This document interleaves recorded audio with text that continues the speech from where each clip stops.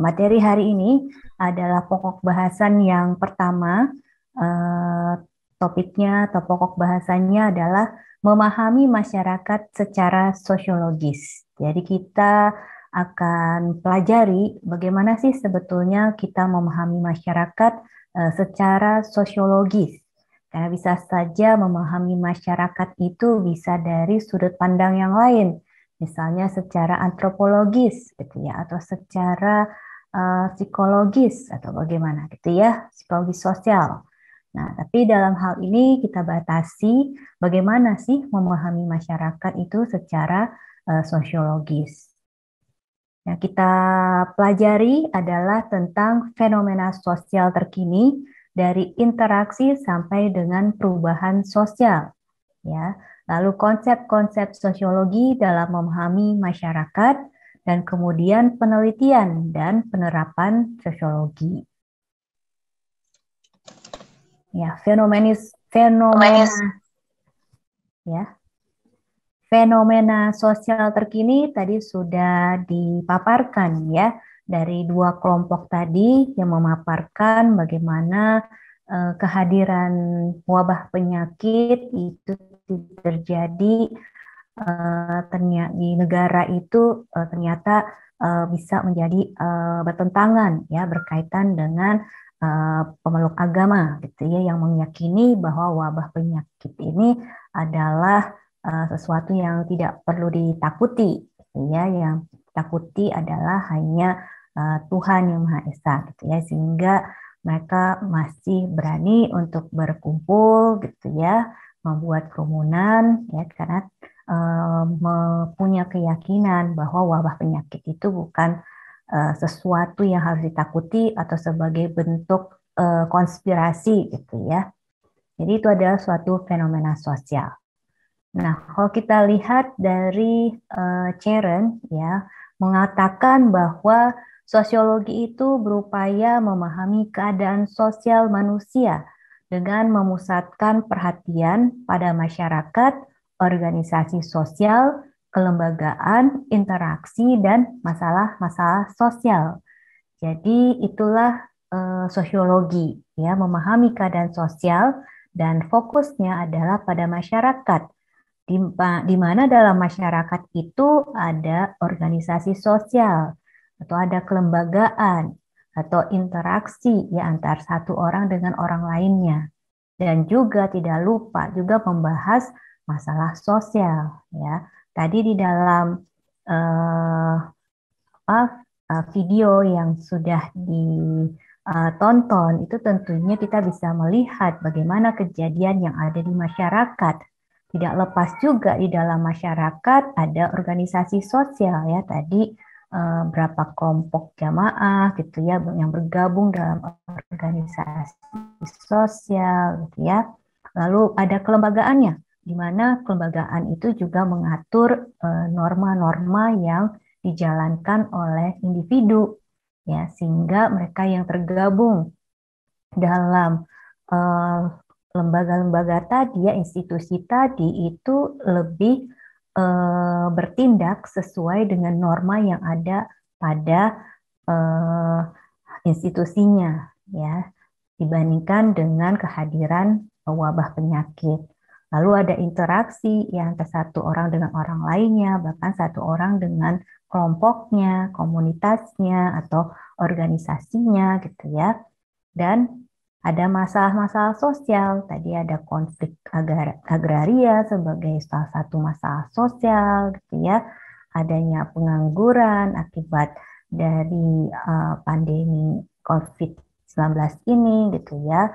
Lalu ada ya semakin banyak kelompok yang kemudian berada pada eh, kemiskinan gitu ya. Sebentar ini.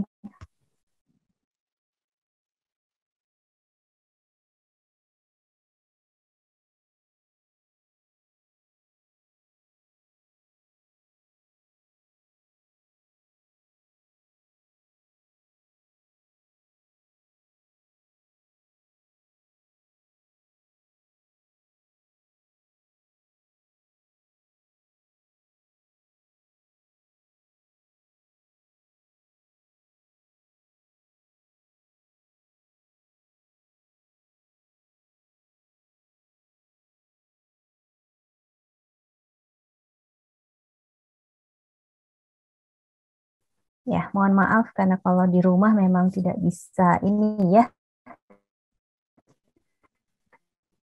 tidak bisa 100% tidak terganggu. Jadi ada tamu barusan, eh, jadi harus ini.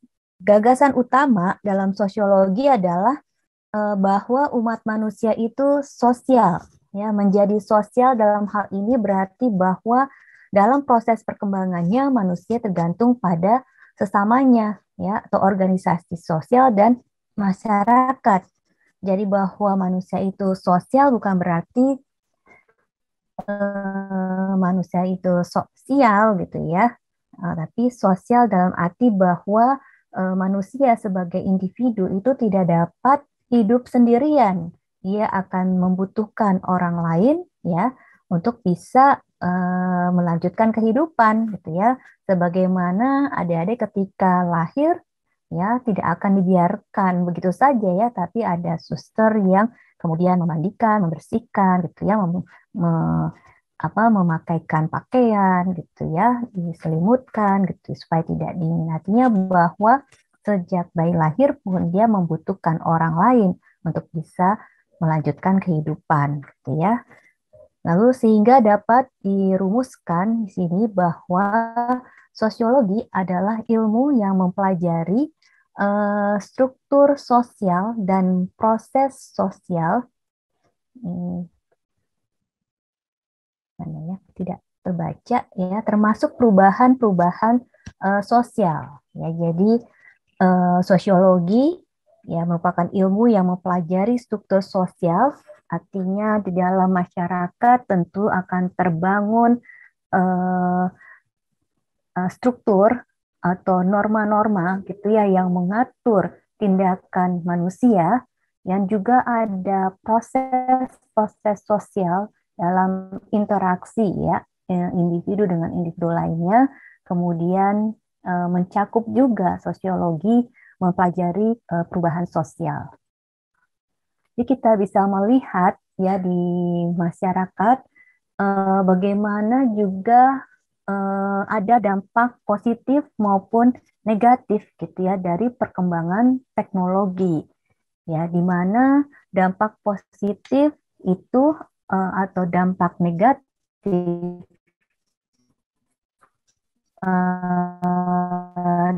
dari perkembangan teknologi itu juga sosiologi.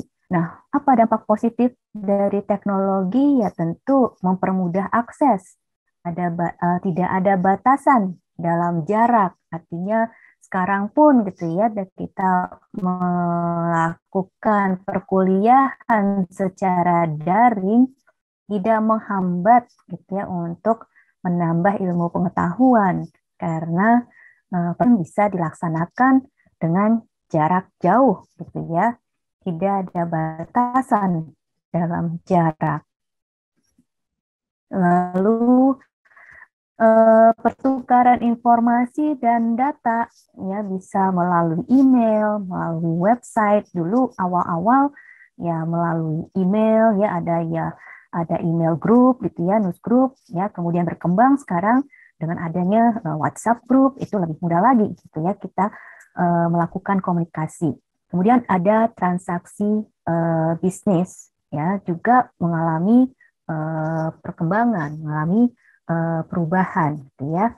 Di mana dalam transaksi bisnis ini sekarang tidak lagi menggunakan dengan alat pembayaran mata uang saja gitu ya, tetapi sudah banyak sekali menggunakan beragam kartu gitu ya, sehingga untuk dompet kita pun tebal bukan karena banyak uang, tetapi karena banyak kartu yang harus kita bawa, karena dalam bertransaksi itu ya kita harus menggunakan kartu itu. Ketika ke jalan tol, ke gerbang tol tidak bisa lagi menggunakan uang, tetapi harus menggunakan e-tol gitu, e-money gitu ya. Masuk kereta juga harus kita sekarang menggunakan kartu, bukan lagi mata uang yang tunai gitu ya. Padahal sebetulnya sesungguhnya uang adalah alat pembayaran yang sah gitu ya dibandingkan kartu. Tetapi karena perkembangan zaman kita bagaimanapun juga harus mengikuti ya, kalau tidak ya tertinggal juga karena negara-negara lain juga menggunakan teknologi digital dalam pelayanan ya. Dampak negatifnya tentu ada yang disebut dengan digital divide dan inequality. Artinya apa? Secara di masyarakat pun terjadi perbedaan ya akses gitu ya dalam memiliki gadget misalnya ya. Tidak semua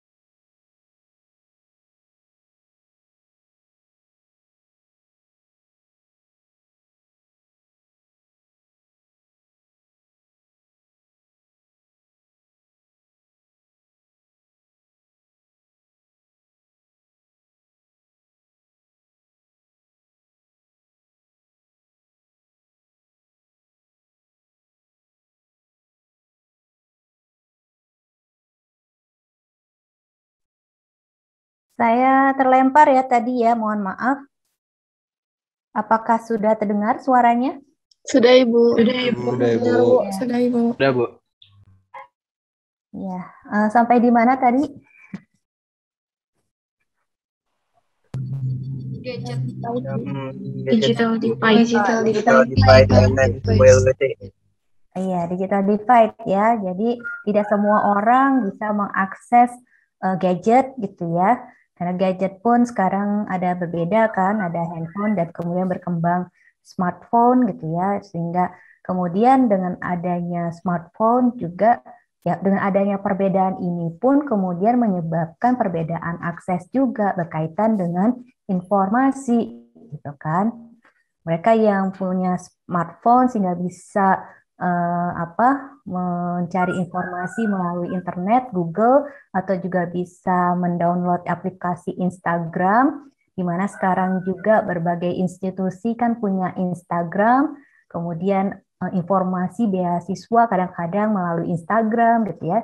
Jadi akses informasi jadi divide juga gitu ya. Mereka yang tidak punya smartphone tidak bisa punya Instagram gitu ya karena hanya handphone dengan teknologi biasa, maka ya akses informasinya juga berbeda. Ya, ini yang dimaksud dengan digital divide dan kemudian terjadi inequality, ketidaksamaan dalam akses informasi pun kemudian ketidaksamaan dalam hasilnya juga. Ya, ketika satu pihak bisa mengakses informasi beasiswa karena rajin misalnya mengikuti memfollow gitu ya posting dari Ditmawa misalnya. Sementara yang satu tidak, maka tentu yang memfollow lebih punya informasi itu dibandingkan dengan yang tidak gitu ya. Lalu kecanduan ya, dampak negatifnya juga menyebabkan kecanduan game online ya sampai saat ini menjadi suatu permasalahan ya ketika anak-anak bahkan hingga orang dewasa misalnya sudah kecanduan game online karena semua pekerjaan menjadi terhambat gitu ya. Lalu perubahan perilaku buruk pada anak ya seseorang akibat meniru ya karena terinspirasi konten dari internet gitu ya apa yang ditampilkan di konten-konten internet atau mungkin TikTok itu tidak selamanya sesuatu hal yang positif gitu ya, tetapi juga sesuatu hal yang negatif yang kemudian anak-anak meniru. Gitu. Kita bisa melihat bagaimana orang dewasa pun melakukan prank gitu ya kepada pada waktu itu pada transgender gitu ya. Ya itu menjadi anak-anak pun menjadi terinspirasi untuk membuat prank misalnya gitu ya. Lalu kejahatan cyber ya bagaimana bisa orang menghack gitu ya email seseorang atau WA seseorang kemudian bisa dengan WA tersebut meminta bantuan dana gitu ya atas nama WA seseorang gitu ya itu kejahatan cyber pun menjadi semakin berkembang. Lalu sistem kerja digantikan oleh teknologi ya di mana ya di mana seperti yang di depan pintu gerbang tol gitu ya digantikan dengan teknologi dengan dengan bayar dengan melalui kartu itu juga menyebabkan adanya pengangguran gitu ya bagi pada sebagian orang. Tetapi sebetulnya ya ini kan dengan kehadiran teknologi menyebabkan kebutuhan tenaga kerja berkurang sehingga menyebabkan pengangguran. Ya meskipun ada kemudian dengan kehadiran teknologi itu juga membuat adanya profesi-profesi baru atau ada pekerjaan-pekerjaan baru gitu ya. Ya ini iklannya lewat ya, jadi mohon maaf karena ada iklan lewat dulu. Nggak bisa ke ini ya, harus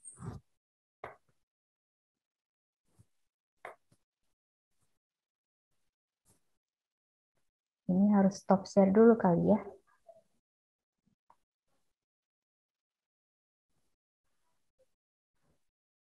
Bentar.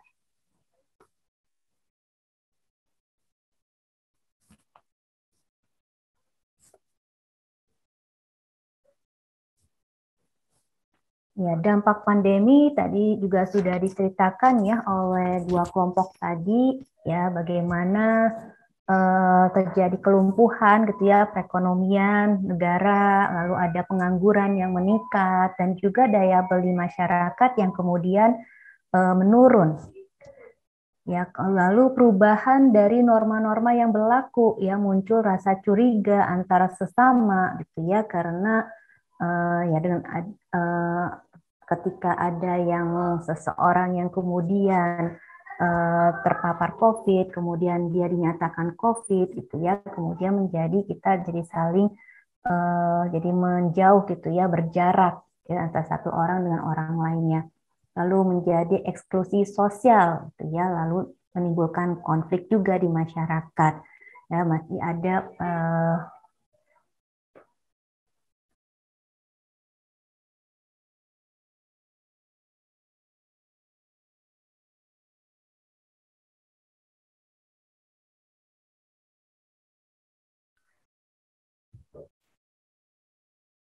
ya, lalu masyarakat dari kelompok dan pelapisan sosial ya lapisan menengah bawah gitu ya kemudian itu juga terjadi dari berbagai lapisan dampak tersebut juga kemudian bagaimana peran tokoh masyarakat serta keluarga gitu dalam meminimalisir dampak negatif pandemi ini. Jadi kita butuh juga peran dari tokoh masyarakat maupun keluarga agar tidak terjadi konflik di masyarakat.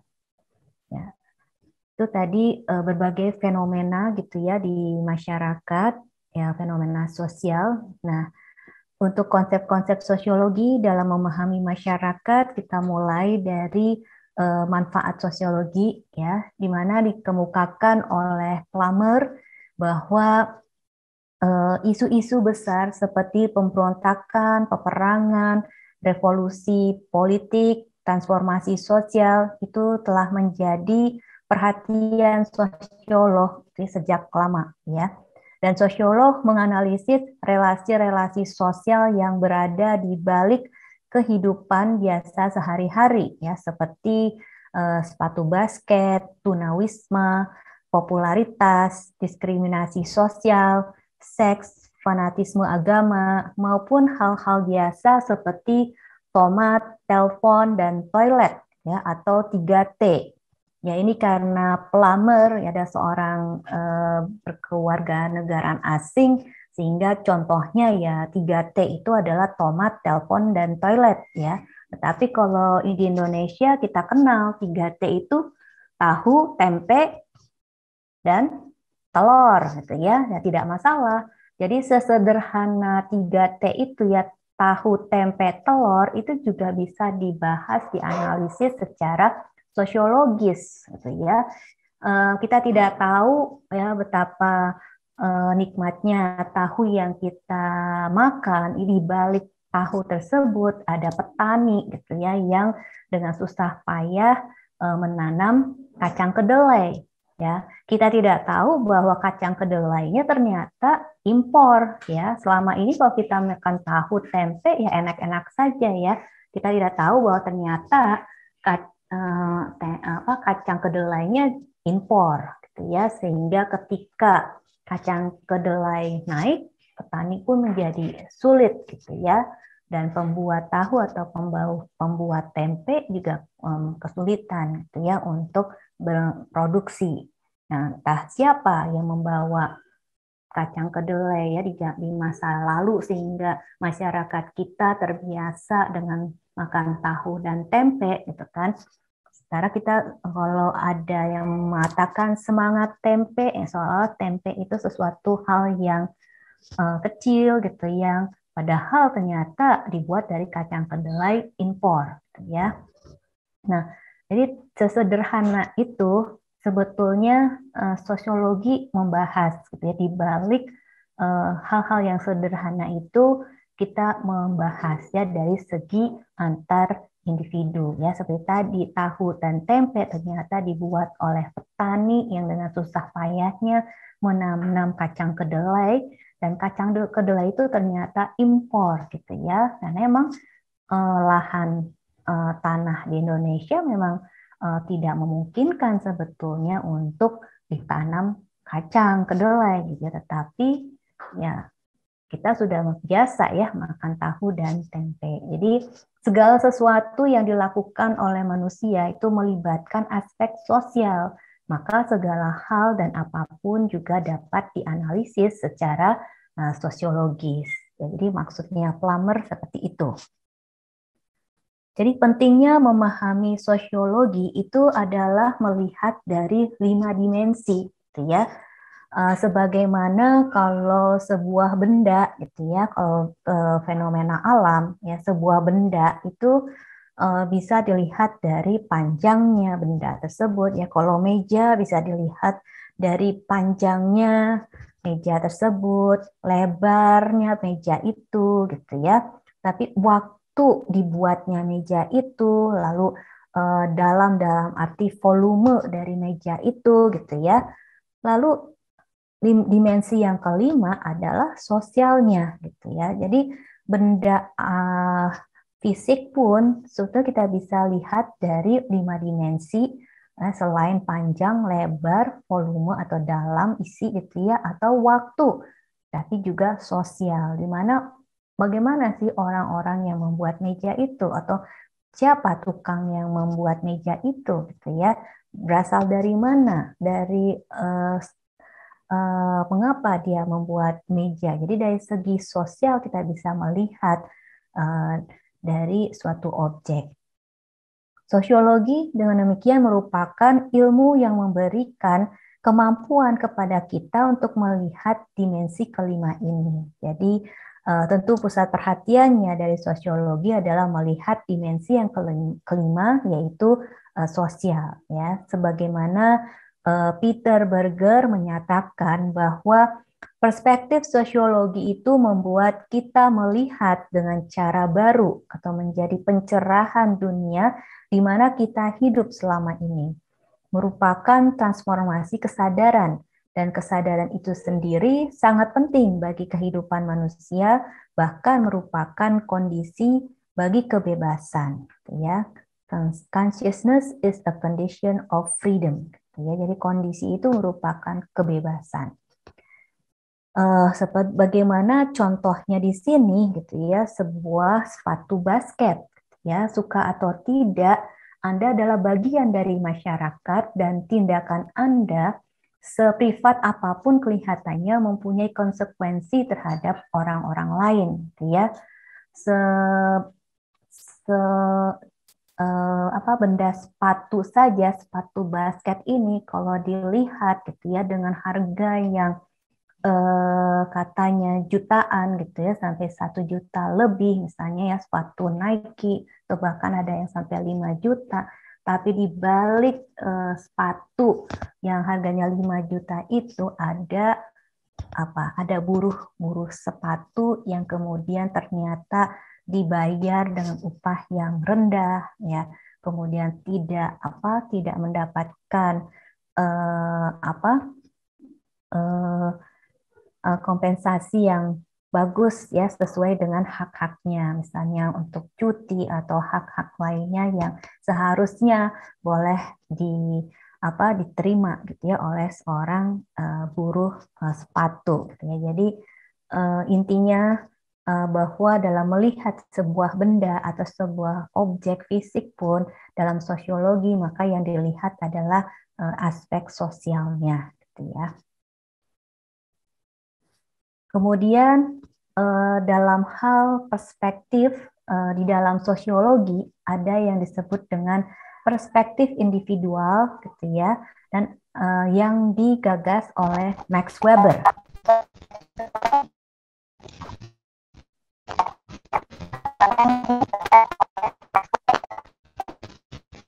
Kenapa ini?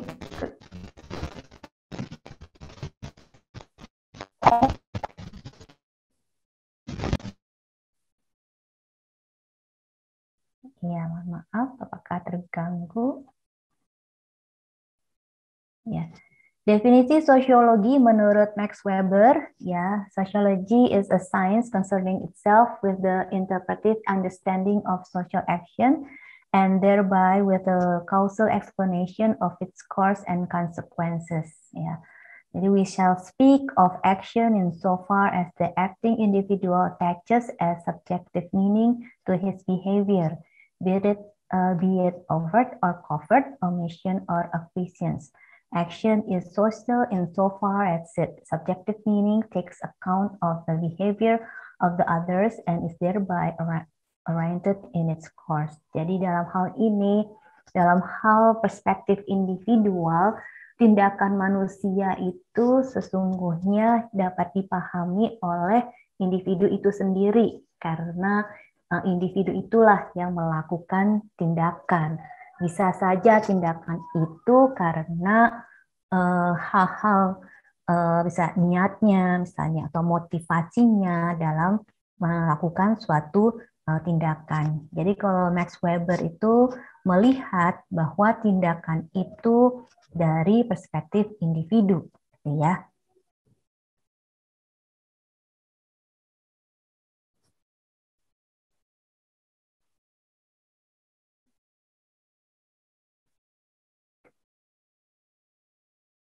Yes. Di sini ada 4 tipe tindakan sosial yang digagas oleh Weber, gitu ya. Tindakan ini akan berbeda-beda motivasinya, gitu ya. Contohnya tindakan tradisional. Maka kalau tindakan tradisional ini kita bisa lihat dari pernyataan individu.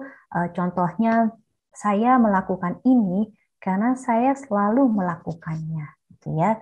Itu artinya bahwa tindakannya bersifat atau berjenis tradisional. Sehingga contoh aktivitas yang dilakukan sehari-hari adalah misalnya makan dengan menggunakan sendok garpu atau mengucapkan salam kepada teman, gitu ya. Itu merupakan contoh dari tindakan tradisional, ya. Lalu ada tindakan afektif, ya, bisa kita lihat dari pernyataan seseorang, apa boleh buat saya lakukan. Jadi tindakan emosional para penjudi dan rentenir misalnya ya. Jadi tindakan afektif itu karena tindakan yang didasari oleh emosi, gitu ya, atau perasaan misalnya ya. Lalu tindakan rasional berorientasi nilai dapat dilihat dari pernyataan individu yang saya tahu hanya melakukan ini. Contohnya adalah mencapai kemenangan dan mendapatkan keuntungan. Karena ada nilai keuntungan, maka dia melakukan tindakan tersebut, gitu ya. Karena kenapa adik mau melakukan mengerjakan tugas karena tahu bahwa akan dinilai, maka itu tindakan rasional berorientasi nilai, ya. Ada juga tindakan rasional berorientasi instrumental. Maka tindakan ini paling efisien untuk mencapai tujuan ini dan inilah cara terbaik untuk mencapainya. Ya, ini contoh pernyataan dan contoh aktivitasnya adalah penaklukan suatu wilayah dengan strategi tertentu ya. Tapi kalau lebih sederhananya, misalnya kenapa adik memilih kuliah di IPB? Kalau berdasarkan tindakan tradisional, kira-kira kenapa? Terdapat jurusan yang dipengen. Karena ini Bu, berasal dari keluarga yang di PB semuanya. Oh ya, betul ya. Karena secara tradisi atau secara turun-temurun gitu ya, keluarga memang kuliahnya di IPB, ya, itu tindakan tradisional. Makanya saya memilih IPB juga, karena orang tua saya di IPB, kakak saya di IPB, gitu ya. Kalau tindakan afektif,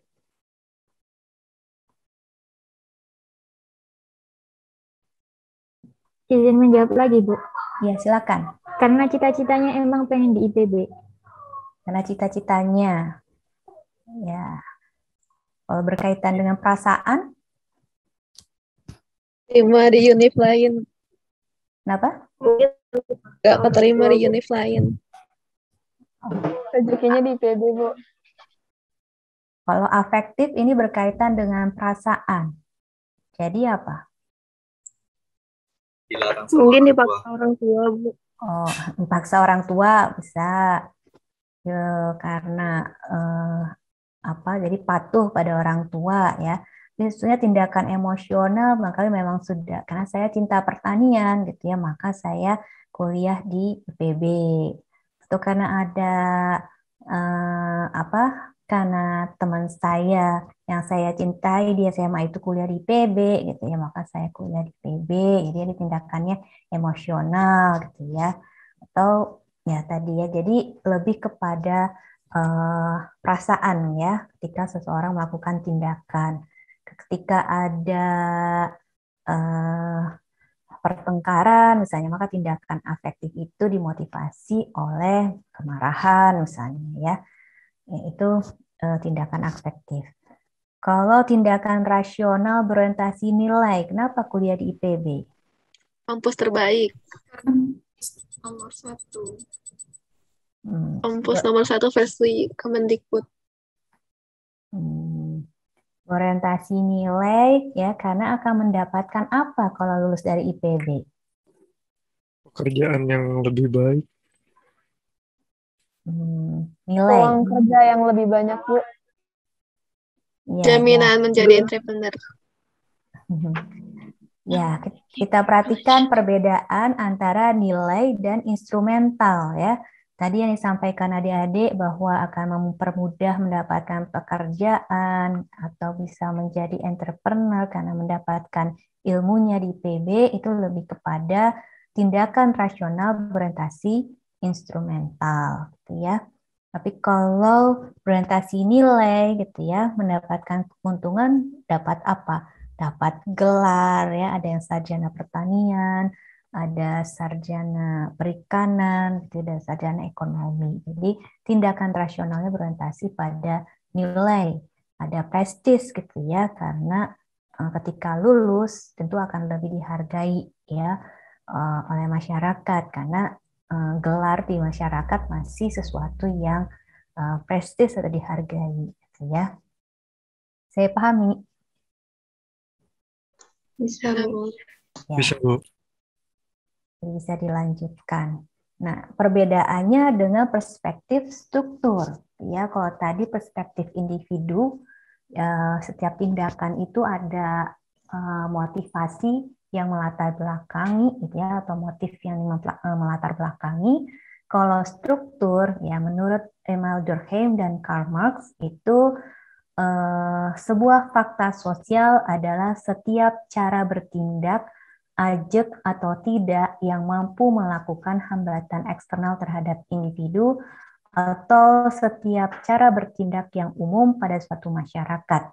Sementara pada saat yang sama, keberadaannya bersifat independen atau terlepas dari manifestasi individual.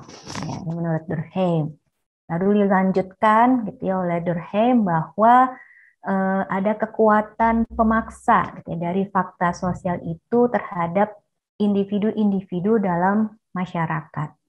Ya, kemudian Karl Marx itu menekankan bahwa perilaku manusia itu ditentukan oleh posisi kelas orang tersebut. Ya, bukan kesadaran manusia yang menentukan keadaan mereka, tetapi sebaliknya keadaan sosial mereka lah yang menentukan kesadaran mereka. Ya, lalu ada aktor yang melakukan perubahan sosial adalah kelas sosial, bukan manusia secara individu. Sehingga sejarah seluruh masyarakat yang ada hingga sekarang adalah sejarah perjuangan kelas. Ya, jadi sebetulnya penekanannya kalau struktur ya ketika interaksi ya terjalin secara terus-menerus antara satu orang dengan orang lain atau satu orang dengan kelompok atau kelompok dengan kelompok itu akan menghasilkan pola perilaku gitu ya. Ketika adik-adik berinteraksi dengan orang tuanya secara terus-menerus sehingga memahami bagaimana harus bertindak kepada orang tua itu menjadi sebuah pola di mana misalnya kalau adik-adik mau meninggalkan rumah pasti apa? Aku dulu. Izin gitu ya. Oh iya, pamit gitu ya. Lalu selain izin pamit apa? Kadang ada yang Salam. Minta uang. Minta uang. Minta doa, Bu. ya Minta doa. salim, minta doa, ya ada juga minta uang gitu ya. Nah, tapi kebiasaan-kebiasaan yang terus-menerus tadi izin, salim gitu ya, minta doanya itu membentuk struktur di dalam keluarga itu. Oh, saya kalau mau izin ke orang tua itu pasti salim dulu, izin dulu gitu ya. Jadi ketika adik melihat kakak melakukan demikian gitu ya, ada kakaknya yang izin, salim gitu ya, si adik ya dia mencontohkan, oh berarti saya kalau mau izin harus begini. Nah itu struktur di dalam keluarga ya. Jadi bagaimana hubungan sosial adik dengan orang tua yang secara terjadi terus-menerus itu menjadi sebuah struktur, sebuah norma yang ada di keluarga yang diikuti secara bersama ya. Di pola hubungan antara ayah dan ibu ya secara terus-menerus itu menjadi sebuah pola yang kemudian secara teratur menjadi sebuah struktur. Di masyarakat juga demikian gitu ya, ketika adik-adik berjalan dengan orang tua atau dengan ibunya gitu ya di jalan di perumahan, bertemu dengan tetangga, pasti oleh ibunya, ayo salim-salim gitu ya, panggil tante gitu ya. Itu kemudian ya terserap kan, oh berarti kalau saya bertemu dengan tetangga itu yang dewasa, kalau dia seorang perempuan maka saya panggil tante, kalau laki-laki saya panggil om, kalau bertemu berarti saya sapa, saya salim gitu ya. Itu keteraturan itulah menjadi sebuah struktur yang kemudian diikuti secara bersama gitu ya. Itulah jadi berbedanya dengan Weber bahwa tindakan seseorang itu karena ada motif tertentu ya dari individu tersebut, tapi kalau struktur itu tindakan kita karena ada yang ada kebiasaan-kebiasaan yang menjadi norma yang menetap kemudian berstruktur, yaitu disebut dengan struktur sosial. Karena di dalam struktur itu pun kemudian ada kelas-kelas sosial juga, ya. Kita bisa melihat bagaimana masyarakat dengan kelas-kelas yang berbeda, artinya kelas ini adalah lapisan yang berbeda, struktur sosialnya juga berbeda, atau kebiasaan atau pola tindakannya juga akan berbeda, ya. Kita akan melihat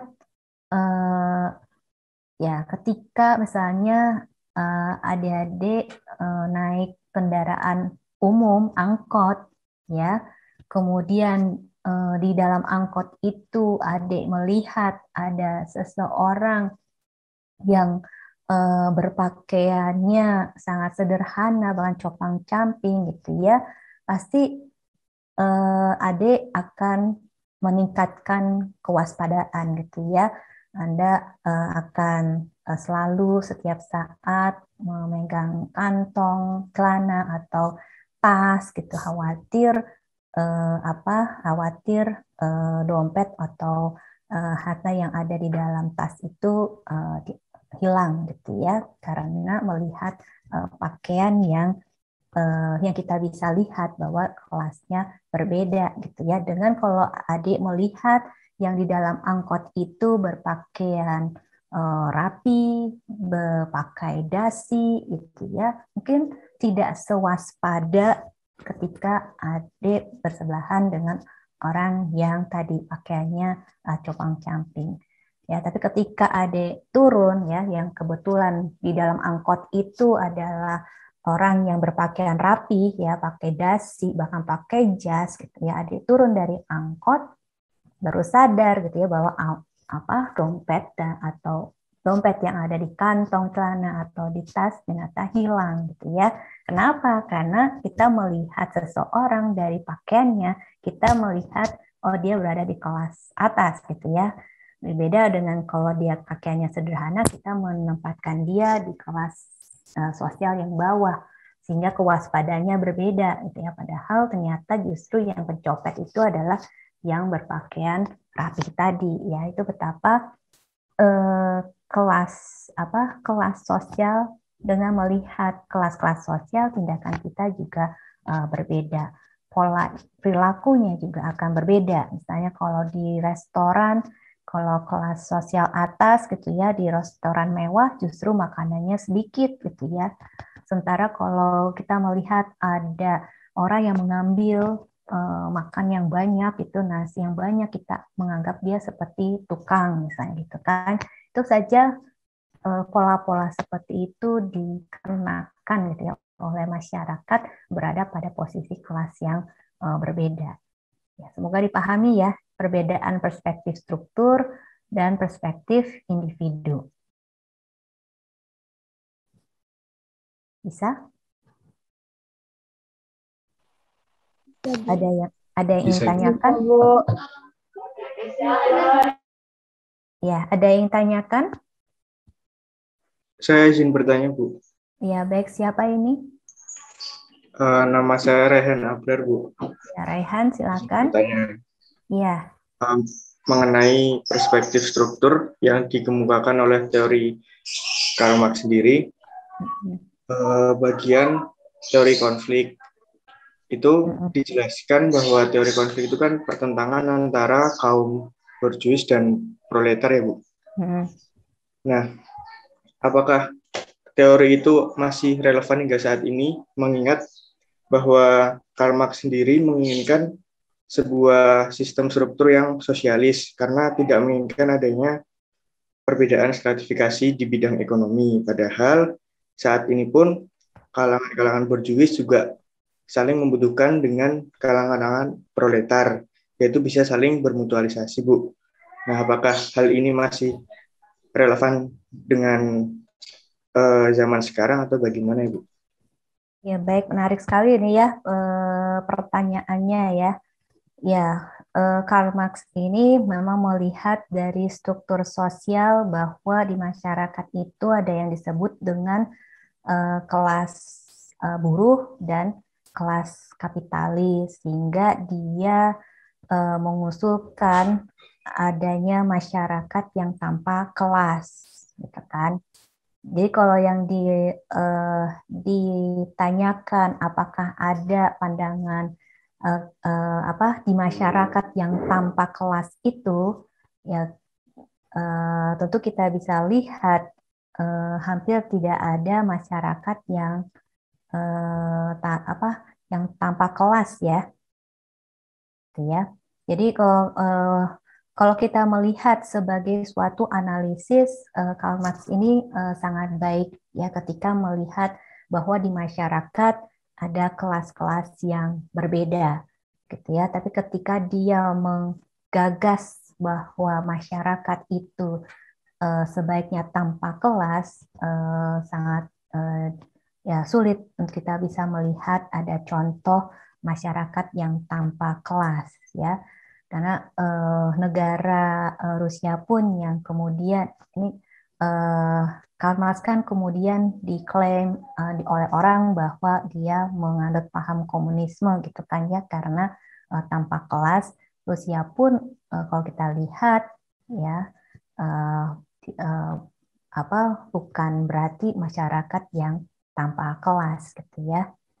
Jadi sebetulnya ya sebagai sebuah perspektif sangat bagus gitu ya Karl Marx, akan tetapi ya sulit kita bisa melihat bahwa di dunia ini karena juga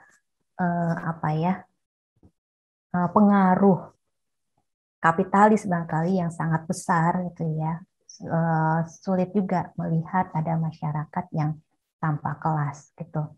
Itu yang bisa saya sampaikan. Karena sebagai perspektif dalam ilmu pengetahuan ya, jadi Karl Marx ini gagasannya barangkali bagus ya, bahwa mengusul bahwa masyarakat tanpa kelas, tetapi sebagai sebuah paradigma ilmu pengetahuan itu menjadi tidak digunakan karena ilmu pengetahuan tujuannya apa? Tujuannya adalah untuk kesejahteraan umat manusia gitu kan ya. Untuk kesejahteraan umat manusia artinya bahwa ilmu pengetahuan itu untuk semua golongan gitu ya. Sehingga kalau ditanyakan mungkin adik-adik mungkin sering juga mendapatkan pertanyaan kenapa lulusan IPB kerjanya di di bank atau bukan dianggap tidak berpihak pada petani gitu ya. Karena dalam ilmu pengetahuan memang tidak bisa ada keberpihakan kan ya. Karena ilmu pengetahuan itu adalah untuk kesejahteraan umat manusia. Artinya umat manusia itu juga di dalamnya adalah petani. Sehingga hasil dari ilmu pengetahuan itu memang harus digeneralisir itu untuk semua umat manusia ya, bisa digunakan oleh petani, bisa digunakan oleh orang lain yang bukan petani. Jadi kesejahteraan umat manusia itu tidak berdasarkan golongan tertentu ya, karena sebagai sebuah paradigma ilmu pengetahuan ya itu tidak sesuai dengan falsafahnya ya, ilmu pengetahuan adalah untuk semua umat manusia, maka Karl Marx tidak digunakan gitu ya. Bisa dipahami? Bisa Bu. Terima kasih Bu jawabannya. Ya, itu yang bisa Ibu sampaikan. Nah, kemudian ada solidaritas sosial, ya ada konsep solidaritas mekanik dan ada solidaritas organik, gitu ya. Ini juga digagas oleh Emil Durkheim, di mana solidaritas mekanik itu didasarkan pada kesamaan, sementara organik itu didasarkan pada perbedaan-perbedaan fungsional akibat adanya pembagian kerja atau spesialisasi. Jadi kalau mekanik ya contohnya karena berdasarkan kesamaan, misalnya komunitas filantropi misalnya ya, atau komunitas pencinta dangdut misalnya ya, karena kesamaan menyukai lagu dangdut, atau komunitas mahasiswa Minang misalnya karena sama-sama berasal dari Minang gitu ya, atau ya banyak sekali komunitas-komunitas yang dibangun itu berdasarkan kesamaan. Sementara kalau solidaritas organik ya berdasarkan perbedaan fungsional ya, seperti sebuah organisasi itu terdiri dari organ yang berbeda atau divisi-divisi yang berbeda, di mana pembagian kerjanya juga berbeda-beda ya, seperti di sebuah perusahaan ada bagian pemasaran, ada bagian produksi, ada yang bagian distribusi ya. Jadi untuk keteraturannya maka setiap bagian tersebut harus berfungsi secara baik gitu ya. Ketika salah satu tidak berjalan maka tentu akan menjadi akan ada keterhambatan gitu ya. Ketika ada misalnya dalam sebuah perusahaan pabrik ya, ketika buruh tidak memproduksi, tidak bekerja, mogok, maka itu juga akan menyebabkan kerugian ya, tidak ada keuntungan pada hari itu karena tidak ada barang yang diproduksi, tidak ada yang didistribusi, dan tidak ada yang dipasarkan, sehingga tidak ada penjualan. Jadi fungsi-fungsi ini harus bisa bekerja satu sama lain ya, ketika solidaritas organik. Ada yang mau ditanyakan? Izin bertanya. Ya, silakan Sinta ya. Ya. Masih membahas tentang itu mengenai perspektif struktur. Bagaimana pandangan privilege dalam ilmu sosiologi, dan ini apakah merupakan bagian dari struktur sosial gitu? Terima kasih, Bu. Ya, privilege berarti ada keistimewaan ya, yang ada pada seseorang ya, tentu itu menjadi bagian yang dibahas dalam sosiologi karena itu berkaitan dengan struktur sosial, adanya stratifikasi ya. Stratifikasi itu kan tadi ada lapisan-lapisan sosial ya, di mana lapisan-lapisan sosial itu terbentuk karena adanya diferensiasi ya, ada akses yang berbeda antara satu orang dengan orang lainnya gitu ya, sehingga menyebabkan satu orang bisa mendapatkan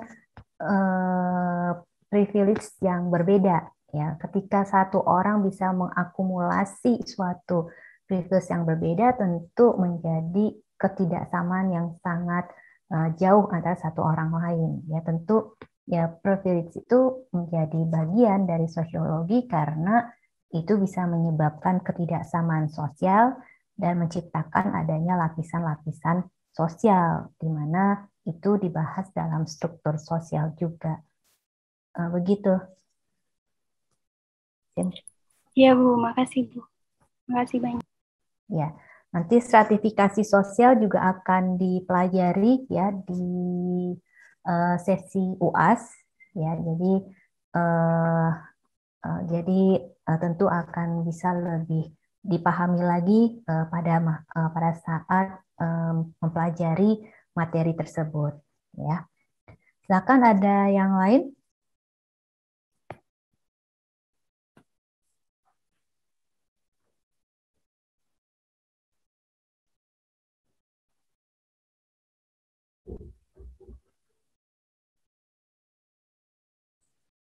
Maaf Ibu, saya izin bertanya.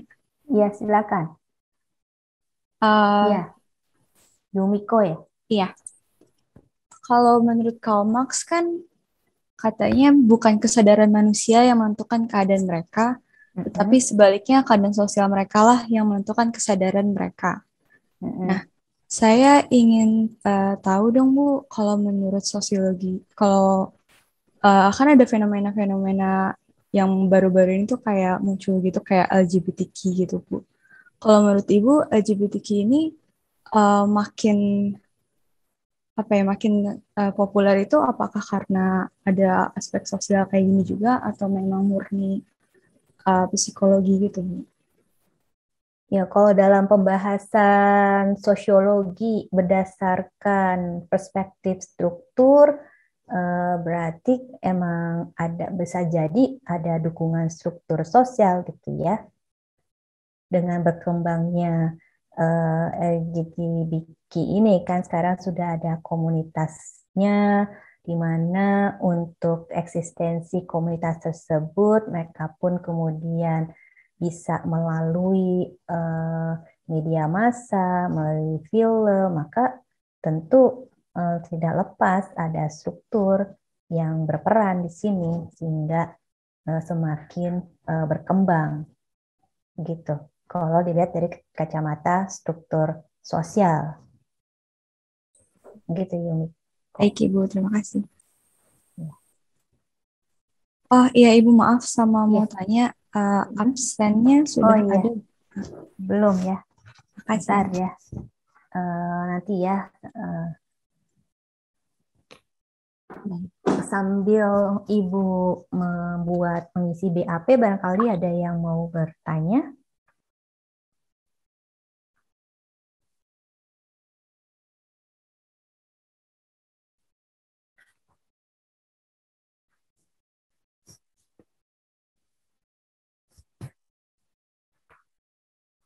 Ya, ini iklan lagi lewat ya.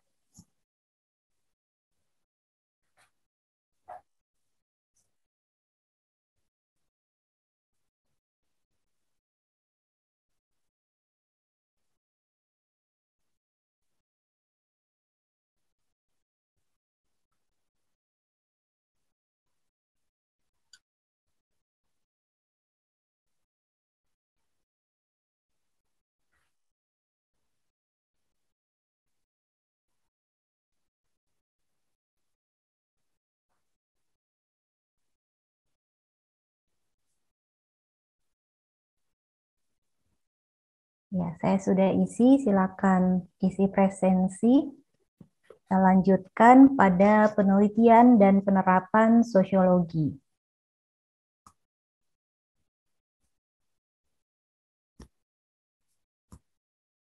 Ya, kemudian tadi kita telah membahas ya bahwa dalam sosiologi ada perspektif individual dan perspektif struktur sosial.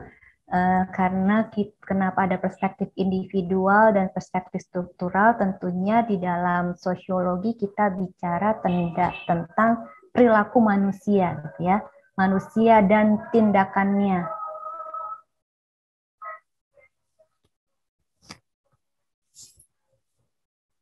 Ya, manusia dengan tindakannya itu tindakannya bisa karena alasan individual atau alasan struktur, gitu ya. Nah, kemudian dalam penelitian sosiologi maka juga akan ada pendekatan ilmiah atau metodologi kajian terhadap masyarakat. Karena kita ilmu sosial, ya, maka ilmu sebagai sebuah ilmu pengetahuan, segala sesuatu tentunya perlu dikaji secara ilmiah. Gitu. Artinya apa? Ilmiah didukung dengan pendekatan yang ilmiah. Nah, dalam metode penelitian ada kuantitatif dan kualitatif. Ya, bukan berarti bahwa karena ilmu sosial itu tidak bisa dengan pendekatan kuantitatif, gitu ya. Tetapi ilmu sosial bisa juga dengan pendekatan kuantitatif dan kualitatif. Pendekatan kuantitatif itu apa? Itu data merupakan angka-angka yang dianalisis secara statistika, ya. Jadi kalau sebuah kajian atau penelitian itu menampilkan angka-angka, ya, data dalam bentuk angka, misalnya 30% atau ya ada persentase atau ada mean, ya ada rata-rata, ada uji statistik gitu ya, maka itu menggunakan pendekatan kuantitatif. Tapi apabila data tersebut merupakan pernyataan dari informan atau individu yang dijadikan sebagai kasus gitu ya, atau angka-angka dan materi audiovisual gitu ya, maka itu pendekatan kualitatif. Jadi artinya kualitatif lebih banyak menampilkan pernyataan, narasi gitu ya dibandingkan dengan dengan pendekatan kuantitatif yang diuji statistik. Kualitatif tidak ada uji statistik. Lalu pada pendekatan kuantitatif, data diperoleh dari responden dengan metode survei atau sensus. Jadi ada survei yang dilakukan, ada penyebaran kuesioner ya dalam penelitian tersebut. Sementara kalau pendekatan kualitatif itu mengumpulkan data melalui wawancara yang mendalam ya dipandu dengan panduan wawancara atau daftar pertanyaan yang terbuka itu sebagai pedoman wawancara. Jadi tidak menggunakan kuesioner, tapi juga menggunakan paduan wawancara dan bisa melakukan focus group discussion atau FGD atau juga melakukan observasi atau pengamatan. Sementara pendekatan kuantitatif itu menggunakan variabel dan indikator yang jelas dan akan diuji secara statistik, misalnya korelasi tingkat pendidikan dengan tingkat pendapatan atau regresi ya melihat pengaruh faktor-faktor yang mempengaruhi pendapatan petani. Sementara kalau dalam pendekatan kualitatif dia merupakan hasil wawancara, diskusi kelompok dan pengamatan dituangkan dalam catatan harian. Ya, proses analisis meliputi reduksi dan interpretasi data. Kemudian untuk pendekatan kuantitatif bersifat deduktif, dimulai dari teori yang sudah ada, kemudian diturunkan menjadi variabel-variabel. Lalu hasil analisis data kuantitatif digunakan untuk membuat kesimpulan secara umum. Ya, jadi berlaku untuk seluruh populasi penelitian.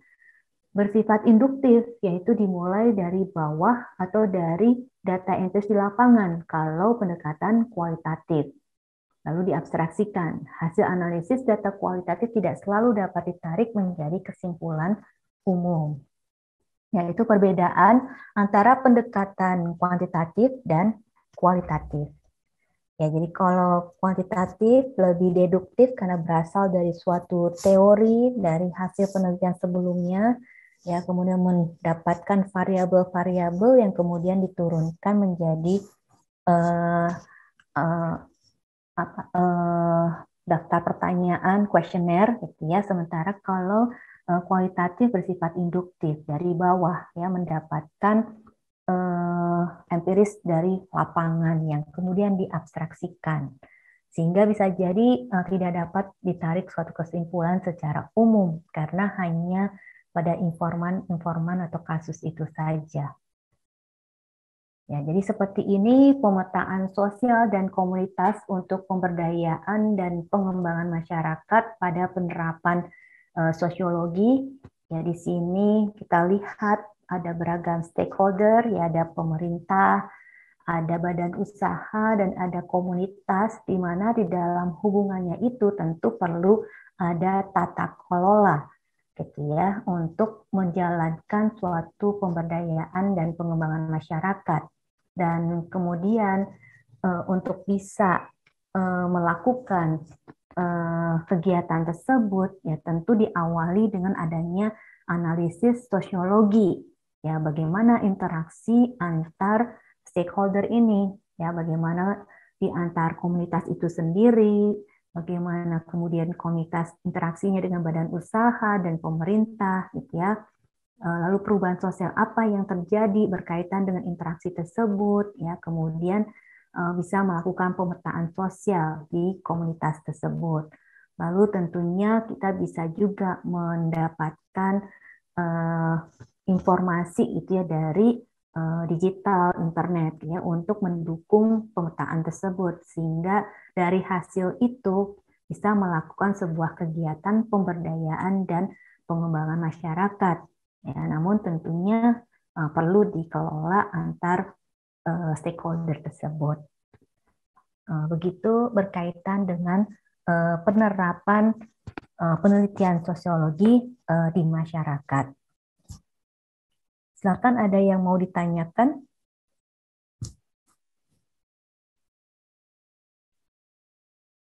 Di sini ada yang bertanya, dari penerapan contoh dalam kehidupan sehari-hari, konsep solidaritas organik itu dapat mencangkup solidaritas mekanik.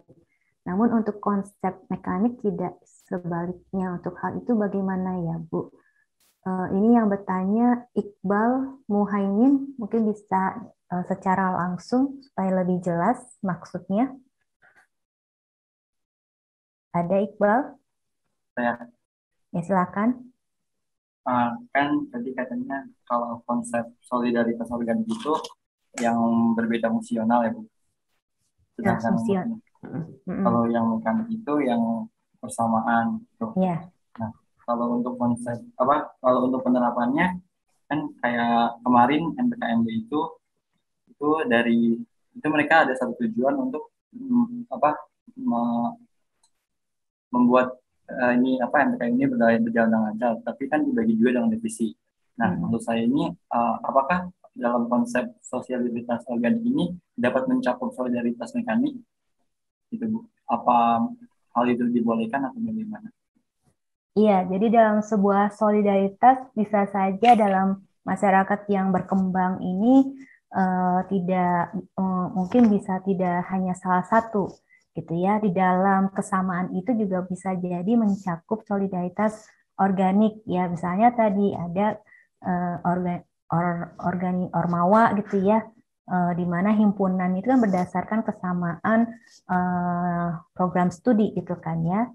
Itu kan atas berdasarkan kesamaan program studi, tetapi untuk bisa mengelolanya kan perlu organ-organ di dalam, makanya ada organisasi. Jadi bisa saja dalam sebuah di dalam solidaritas mekanik ada solidaritas organik juga gitu ya. Saya pahami, Iqbal. Jadi dalam kelompok yang komunitas yang memiliki kesamaan, misalnya tadi hobinya dangdut, hobinya keroncong, atau karena kesamaannya berasal dari asal daerah yang sama, ya. Tetapi kan itu selain solidaritasnya mekanik berdasarkan kesamaan, tetapi karena kemudian untuk memenuhi tujuan bersama, kemudian membuat sebuah organisasi gitu kan agar bisa dikelola antar anggotanya yang memiliki kesamaan itu, maka di situ sudah menjadi solidaritas organik karena tentu di dalam pengelolaan itu akan ada bagian-bagian dengan peran yang berbeda-beda, di mana setiap bagian itu harus menjalankan fungsi dan perannya masing-masing. Begitu, Iqbal. Jadi bisa saja dalam suatu kondisi ada solidaritas mekanik dan solidaritas organik gitu. Baik, terima kasih. Ya, sama-sama. Baik, ada lagi yang mau ditanyakan?